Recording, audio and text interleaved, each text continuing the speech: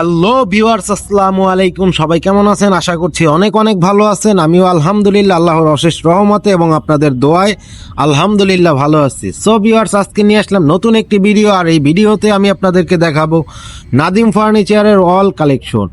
এখানে যতগুলো ফার্নিচার আছে, যতগুলো ডিজাইন আছে, আমি আপনাদেরকে সবগুলো ডিজাইনই এই ভিডিওর মাধ্যমে দেখাবো। সো ভিউয়ার্স, ভিডিওটি স্কিপ না করে সম্পূর্ণ ভিডিওটি দেখবেন।